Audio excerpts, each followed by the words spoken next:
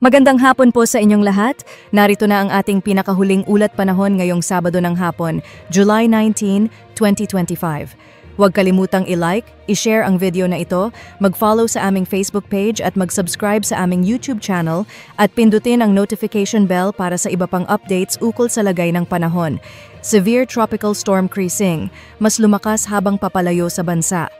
Ayon sa latest update ng PAGASA, lumakas pa at naging severe tropical storm ang bagyong Krising habang ito ay tuluyang lumabas sa Philippine Area of Responsibility kaninang alas 10 ng umaga. Huling namataan ang sentro ng bagyo sa layong 235 kilometers sa kanluran ng Itbayat, Batanes. Taglay ang lakas ng hanging umaabot sa 100 kilometers per hour malapit sa gitna at bugso na hanggang 125 kilometers per hour. Kumikilos ito pakanluran sa bilis na 15 kilometers per hour at inaasahang patuloy na lalakas pa, posibleng umabot sa typhoon category pagsapit ng hapon o gabi ng July 20. Tropical Cyclone Wind Signal Number 2. Nakataas ang Signal Number 2 sa mga sumusunod na lugar sa Luzon, Batanes, kanlurang bahagi ng Babuyan Islands, Dalupiri at Calayan, at ilang bahagi ng Ilocos Norte, kabilang ang Burgos, Pasukin, Pagudpud, Dumalneg at Bangui. Inaasahang lakas ng hangin, higit sa 62 hanggang 88 kilometers per hour sa loob ng 24 na oras. Tropical Cyclone Wind Signal Number 1.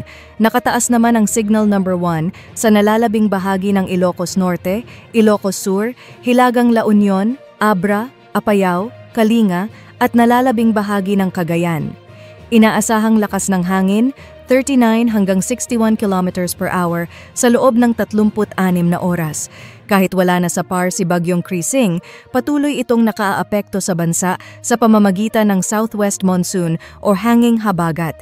Dahil dito, inaasahan ang malalakas na bugso ng hangin sa mga sumusunod na lugar: Metro Manila, Central Luzon, Calabarzon, Bicol Region, Mimaropa, Visayas, Nueva Ecija, Nueva Vizcaya, ang nalalabing bahagi ng Isabela, La Union, Benguet, Abra, Zamboanga del Norte, Camiguin, Misamis Oriental, Misamis Occidental, Lanao del Norte, Surigao del Norte, at Dinagat Islands.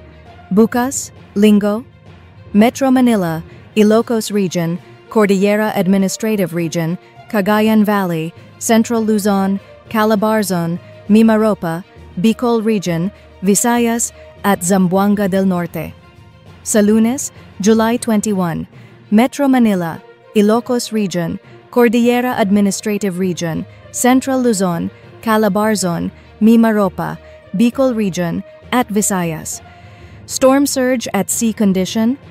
May babala rin ng storm surge na maaaring umabot sa taas na 1 hanggang 2 metro sa mga baybayin ng Batanes, Cagayan kabilang ang Babuyan Islands, Ilocos Norte at Ilocos Sur sa loob ng susunod na 12 oras. Samantala, ang mga dagat sa Hilaga at kanlurang bahagi ng Luzon ay inaasahang magiging very rough na may taas ng alon na maaaring umabot sa 4.5 meters. Lahat ng uri ng sasakyang pandagat ay pinapayuhang huwag munang pumalaot sa mga apektadong lugar. Iyan po ang kabuuan ng ating ulat panahon ngayong hapon. Para sa iba pang impormasyon tungkol sa lagay ng panahon, huwag kalimutang i-like, i-share ang video na ito, mag-follow sa aming Facebook page at mag-subscribe sa aming YouTube channel at pindutin ang notification bell para sa mas mabilis na updates.